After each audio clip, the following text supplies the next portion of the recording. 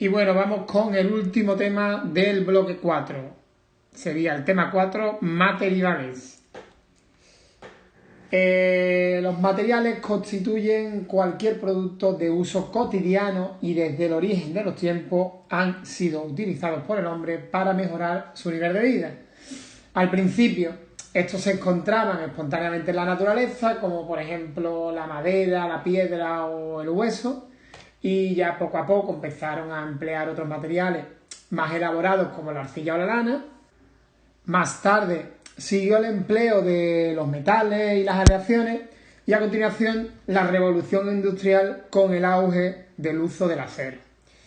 En el siglo XX se inventaron los plásticos, que es usado actualmente en miles de productos cotidianos, aunque no es muy respetuoso con el medio ambiente, como sabemos, y es por ello que el actual reto de los ingenieros y científicos es el desarrollo de nuevos materiales que sean, por un lado, más respetuosos con el medio ambiente y que además sea una solución más económica y viable a las necesidades que tiene la sociedad en la actualidad. Un ejemplo de material que cumpliría estas características sería el grafeno, que es un material creado recientemente y que tiene pinta, se vislumbra como el material del siglo XXI. Y vamos con el apartado número 1, clasificación de los materiales. Para clasificar los materiales se pueden adoptar varios criterios. Así, atendiendo a su origen, se van a distinguir entre materiales naturales y materiales artificiales sintéticos. Los materiales naturales son los que se encuentran directamente en la naturaleza y a partir de ellos se van a obtener todos los demás. Pertenecen a este grupo la madera, el hierro, el algodón o el carbón.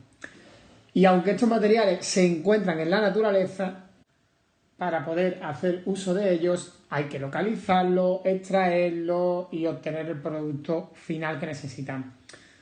Hay que ser consciente de que se tiene que hacer uso racional de estos materiales, ya que si bien algunos de ellos son renovables, como por ejemplo la lana o la madera, hay otros que no lo son, como por ejemplo el petróleo o los metales, y dejarán de existir con el paso del tiempo.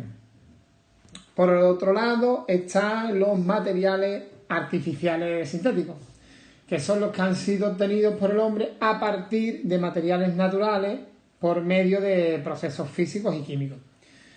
¿Cuáles son ejemplos de estos materiales? Pues el hormigón, por ejemplo, que se obtiene a partir de la mezcla de arena, grava, cemento y agua. Y bueno, a la hora de elegir un material para un uso determinado, para aplicar en un uso determinado, se suelen tener varias opciones. Por ejemplo, si yo quiero tapizar el asiento de un coche, puedo utilizar cuero, polipiel, ante, etc. Pues bueno, para hacer una elección del material apropiado, tenemos que tener en cuenta varios factores. Por ejemplo, las cualidades técnicas sería el primero de ellos, si es flexible, si es impermeable, depende para qué lo queramos.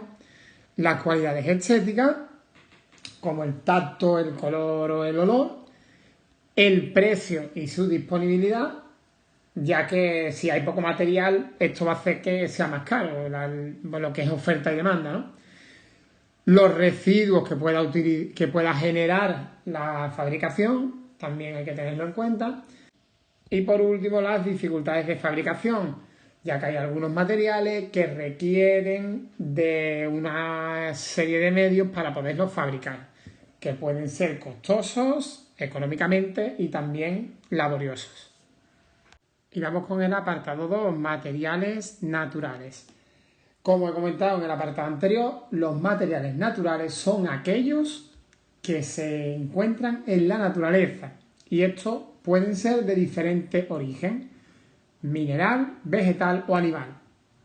A partir de las rocas y minerales se obtienen los materiales de origen mineral, como por ejemplo los metales, la piedra o la arena. Aquí en la imagen vemos un ejemplo de ello que es el cobre. A partir de las plantas obtenemos los materiales de origen vegetal, como por ejemplo la madera, que es el principal, y también otros como el algodón o el corcho. Aquí tenemos un ejemplo de ello que son unos recipientes de mimbre. Y otros materiales naturales son de origen animal, como por ejemplo el cuero o la lana que usamos en muchas prendas de vestir, en bolsos, en zapatos, etc. Y aquí en la imagen vemos cómo están esquilando una oveja y quitándole la lana. Bueno, y vamos a hablar un poco de la madera. La madera, como hemos comentado anteriormente, es un material natural de origen vegetal y se obtiene del tronco de los árboles. Está formado por fibras de celulosa, sustancia que forma el esqueleto de los vegetales, y por lignina, que es una sustancia que le proporciona rigidez y dureza. Es un recurso potencialmente renovable y además es cálida, es ligera, resistente, aislante y se trabaja con facilidad. Vamos a ver las partes que tiene el tronco. El tronco tiene la corteza por fuera, que es la zona exterior y que la usamos para combustible, fertilizante, para hacer corcho. El albura, que son los anillos más jóvenes, los de la parte exterior, y es madera blanda. ¿Qué uso se le da? Pues se tritura y se usa en tableros manufacturados. Y por otro lado está el duramen, que son los anillos más viejos y son los que van quedando en la parte interior. Y es más, duran más, ¿vale? Son tableros de distintos grosor los que se suelen hacer para carpintería y para ebanistería. Bueno, y vamos a ver cuáles son las propiedades de la madera. Entre las propiedades de la madera encontramos las siguientes. En primer lugar, vamos a hablar de la densidad. La madera suele ser menos densa que el agua y es por eso que flota en ella. Dureza. Hablamos de la oposición que presenta un material al ser rayado por otro. En el caso de la madera, pues está un poco relacionado con la estructura y con la mayor o menor presencia de agua. Es decir, va a depender un poco del tipo de madera. Resistencia. La madera puede resistir bien la tracción, la compresión y relativamente bien la flexión. En cuanto a la durabilidad, hay maderas muy duraderas y resistentes a los parásitos y a los hongos y otras que resisten menos. La más duradera, pues por ejemplo el nogal o la caoba, y entre las menos duraderas estaría a lo mejor el pino o el eucalipto. Y bueno, por último, decir que la madera resulta idónea para el aislamiento térmico. Es mala conductora del calor y de la electricidad. Los suelos de madera, como la tarima flotante o el parqué, son más cálidos en invierno que suelos a lo mejor con materiales como la cerámica. Y en cuanto a los tipos de madera, las podemos clasificar según sus propiedades en maderas blandas y duras. Maderas blandas se trabajan con facilidad, son adecuadas para la fabricación de mobiliario, tableros, instrumentos musicales e incluso piezas de artesanía, y proceden de árboles de crecimiento rápido. En general van a pertenecer a las familias de las coníferas y las especies de maderas blandas más usadas son el pino, el abeto, el chopo o el castaño. Aquí tenemos un ejemplo de madera de pino. Maderas duraderas son más densas y resistentes que las blandas, provienen de árboles de crecimiento lento y debido al tiempo que demanda su producción y a que escasean un poco más, son más caras. Ejemplo, pues madera de roble, como tenemos aquí, ébano, nogal, haya o teca. Son algunos de los ejemplos. Hablemos un poco de los derivados de la madera.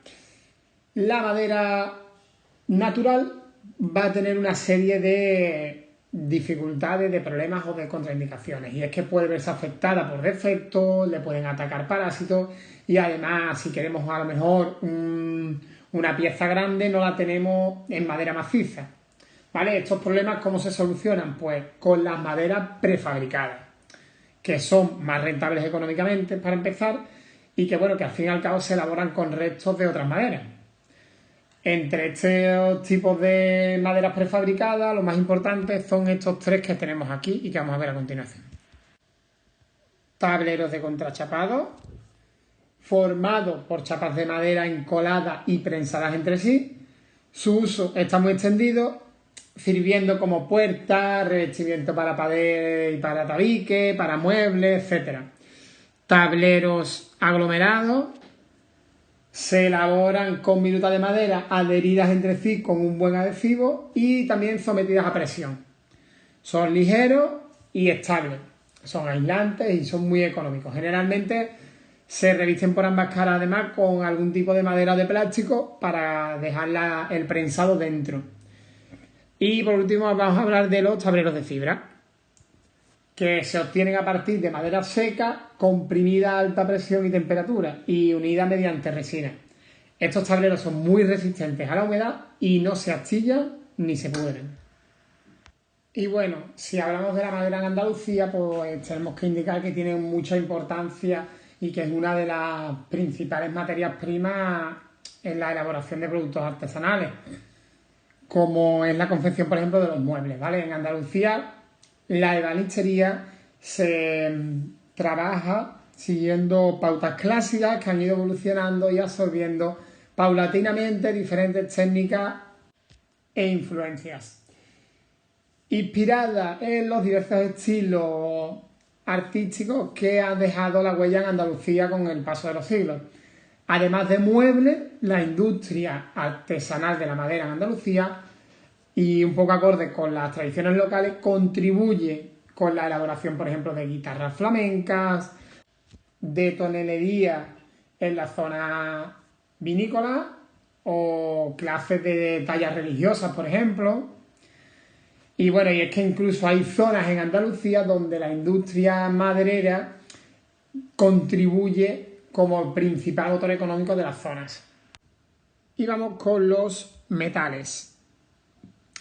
Los metales han estado presentes en el desarrollo de la humanidad desde la antigüedad. Cuando hablamos de metales nos referimos tanto a elementos puros, que son los que están presentes en la tabla periódica de los elementos, así como aleaciones, que son combinaciones de dos o más metales puros, con características metálicas. Y si hablamos de la obtención de estos minerales, debemos conocer que los metales son materiales que se obtienen a partir de minerales que forman parte de las rocas. Por ejemplo, el metal hierro se extrae de minerales de hierro como la magnetita o la siderita. Y es que los minerales que se extraen de las minas se componen de dos partes. Estas son la mena, que es la parte útil del mineral de la que se extrae el metal. Aquí podemos verlo en las imágenes, son estos de aquí. Y la ganga, que es la parte no útil del mineral, y esta parte se acabará desechando, que es toda esta parte que queda aquí marroncita y aquí en este otro dibujo en gris, en este otro mineral. Las técnicas que estudian la obtención de los metales a partir de los minerales se llaman metalurgia, y en particular la que se encarga del estudio de los minerales del hierro se llama siderurgia. Y vamos a ver ahora qué propiedades tienen los metales. Y bueno, entre sus propiedades podemos destacar un brillo característico, que en general son densos y son pesados, que poseen una gran resistencia mecánica y que son maleables, que significa que pueden deformarse en láminas, y también son dúctiles, que significa que pueden deformarse en hilos, como por ejemplo hacemos con el cobre. Son también buenos conductores de la electricidad y del calor, y como última propiedad destacable, decir que suelen ser sólidos a temperatura ambiente, aunque una excepción de ello es el mercurio, que es líquido. Y vamos a hablar de los tipos de metales. Existen varios criterios para clasificarlo, pero podemos diferenciarlo en metales ferrosos y no ferrosos. En primer lugar, hablamos de los ferrosos, que son aquellos cuyo componente principal es el hierro. Decir que son sensibles a la oxidación y a la corrosión, y que es por ello por lo que es necesario alearlos con otros, dando lugar a aceros y fundiciones, de las que ahora vamos a hablar. Aceros, pues el acero es una aleación de hierro y carbono, normalmente en torno al 1% de carbono, Cuanto más carbono tenga, más dureza y resistencia va a presentar el acero, pero por el contrario va a ser más frágil y menos elástico.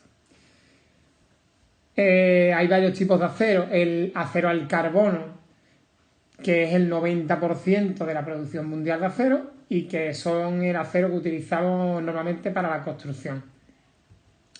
Tenemos aceros aleados, que además el hierro y el carbono también contienen otros metales, como por ejemplo el cobalto, el cromo, el níquel, el manganeso, silicio o el titanio, y con el que se fabrica pues, maquinaria, material quirúrgico, piezas para automóviles.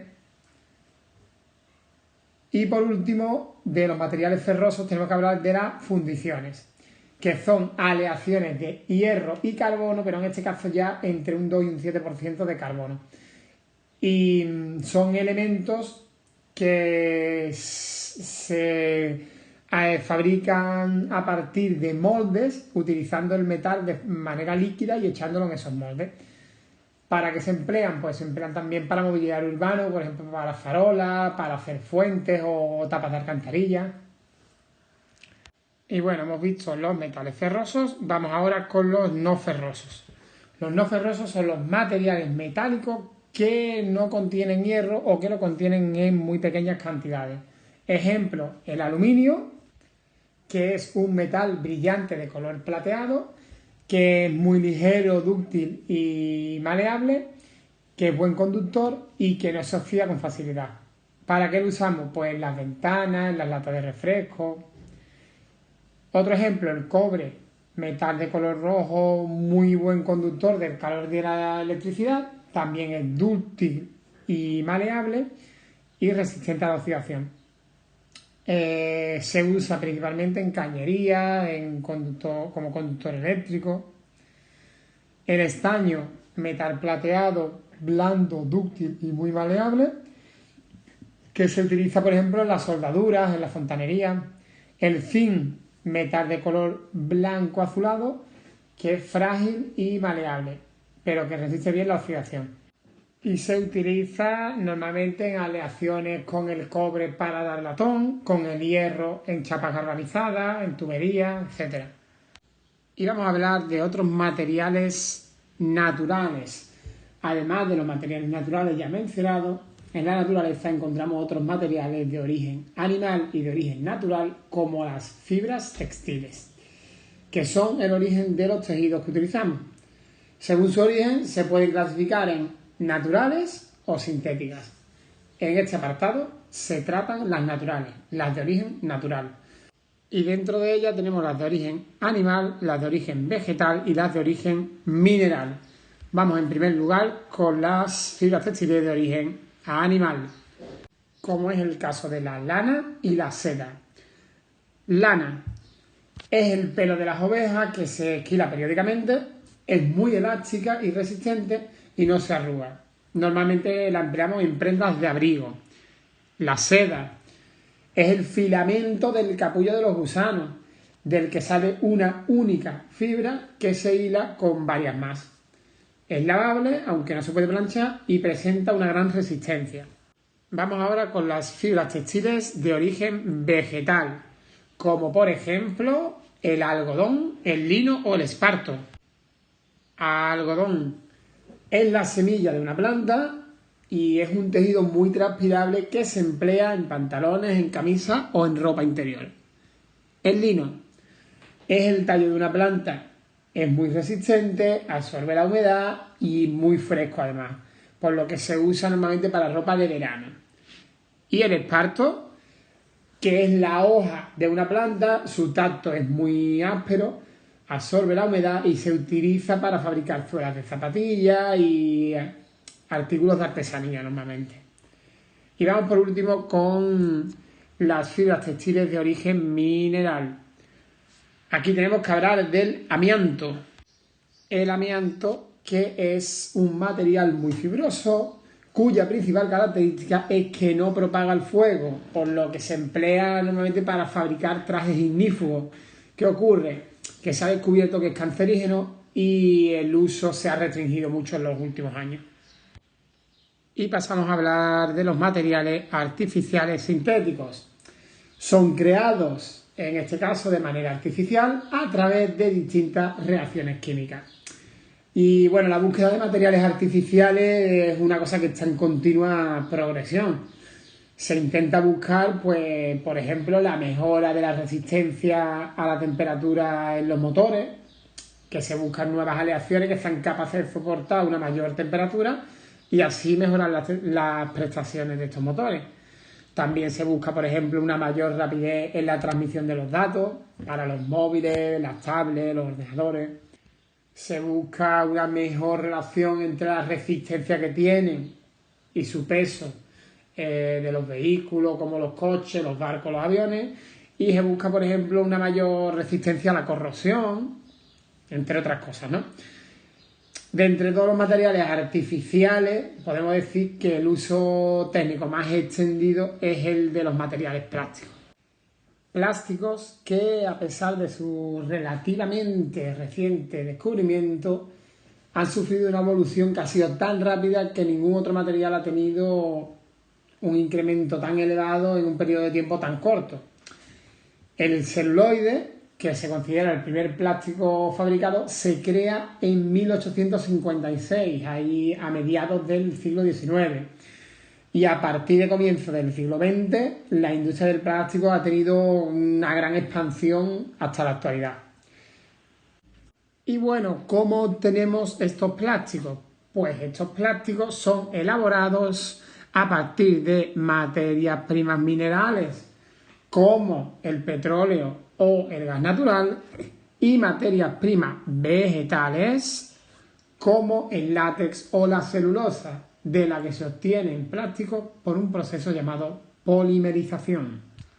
¿Y qué propiedades tienen los plásticos? Pues algunas de las principales propiedades que tienen los plásticos es que tienen una densidad muy baja, son ligeros, es decir, un volumen grande de plástico pesa poco. Tienen también un punto de fusión bajo, es decir, que se funden al aplicar un poco de calor, lo que permite trabajarlos con facilidad. No se disuelven en agua, son insolubles y son aislantes térmicos y eléctricos muy buenos, no conducen ni el calor ni la electricidad. Además de estas propiedades, podemos decir otras como que la acción de los agentes atmosféricos los vuelve quebradizos.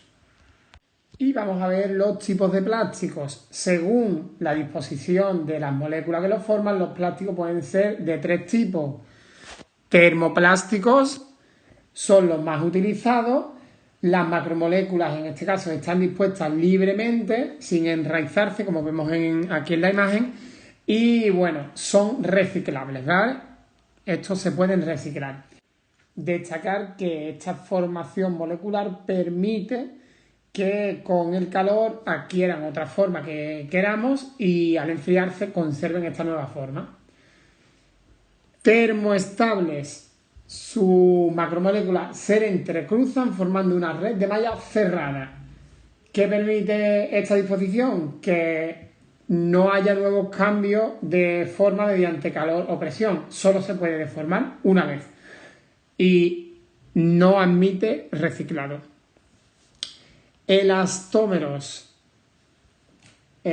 Sus macromoléculas se ordenan en forma de red de malla, pero con pocos enlaces.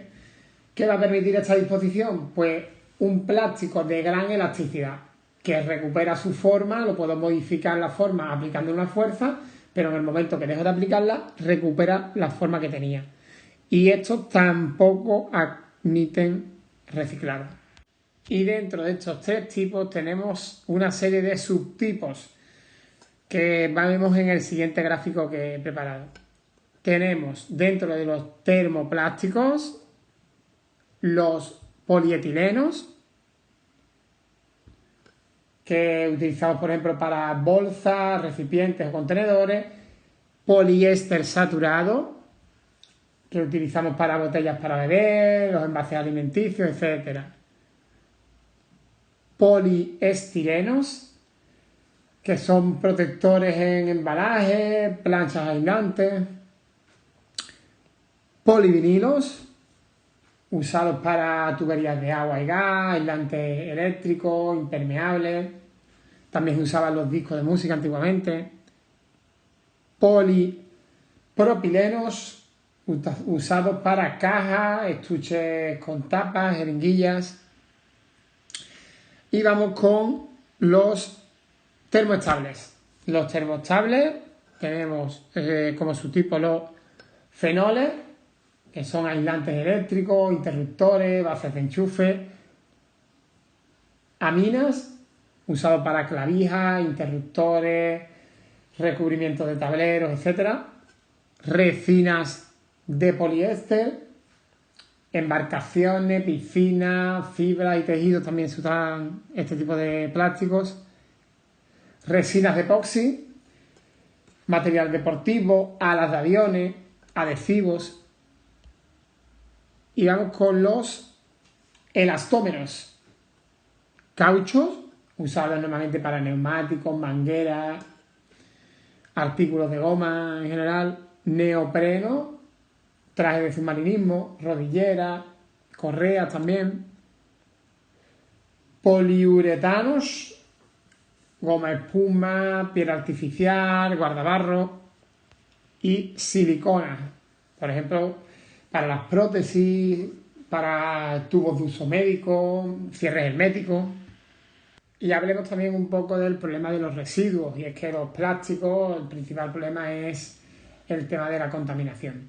En Europa se genera actualmente más de 16 millones de toneladas de plásticos y más del 70 se elimina como residuos sólidos urbanos. Son materiales cuya vida media es muy larga y alteran el paisaje y perjudican el suelo.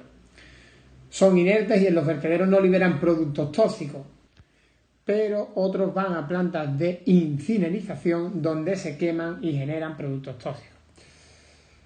Otros se reciclan, pero solo se pueden reciclar los termoplásticos, que no se degradan al fundirse. Y así se obtienen, por ejemplo, las bolsas de basura, los bidones o las tuberías. Aunque gran parte de los plásticos, de los residuos plásticos, terminan en el mar. Y bueno, veamos los materiales de construcción. A lo largo de su historia, el ser humano ha usado los materiales que tenía a su alcance para levantar diferentes tipos de construcciones, desde la prehistoria con los dólmenes hasta los edificios actuales. Y es que los materiales de construcción han evolucionado considerablemente. Vamos a ver una clasificación de los materiales de construcción. Se usan materiales de construcción de muchos tipos y procedimientos, pero los vamos a clasificar y vamos a ver lo siguiente. Vamos a clasificarlos en naturales y transformados. Dentro de los naturales tenemos los pétreos, como el granito, la pizarra o el mármol. Y además dentro de los naturales estarían los orgánicos, como la madera o el corcho. Por otro lado tenemos los transformados, materiales de construcción transformados como los cerámicos, como es el caso de ladrillos, tejas, azulejos y pavimentos. Y tenemos también los vidrios, como el pavés o la fibra de vidrio, como vemos ahí en las imágenes, por ejemplo, para los cristales o para hacer una piscina. Materiales aglomerantes, que es el caso del yeso, el cemento o el hormigón. Y por último un apartado donde hemos puesto otros y en el que entrarían aislantes, impermeabilizantes o materiales con fines decorativos como las pinturas, los tejidos o los papeles. Y vamos con el último apartado, nuevos materiales. La ciencia del conocimiento de los materiales está en continuo desarrollo y día a día se producen nuevos avances y descubrimientos. Dentro de estos nuevos materiales podemos mencionar algunos como por ejemplo el grafeno, que es uno de los materiales llamados a revolucionar la electrónica. Este tipo de material, cuyo procedimiento la encontramos en el carbono, tiene entre sus propiedades principales la posibilidad de crear pantallas flexibles que podemos guardar en cualquier sitio sin ocupar apenas espacio. Biomateriales muy utilizados en el campo de la implantación de prótesis, y el objetivo de este es crear un biomaterial poroso que permita la interconectividad entre capilares, nervios, vasos sanguíneos, etc., y que actúe como un órgano artificial que sea duradero, que pese poco y que no cueste muy caro, y sobre todo que no provoque rechazo.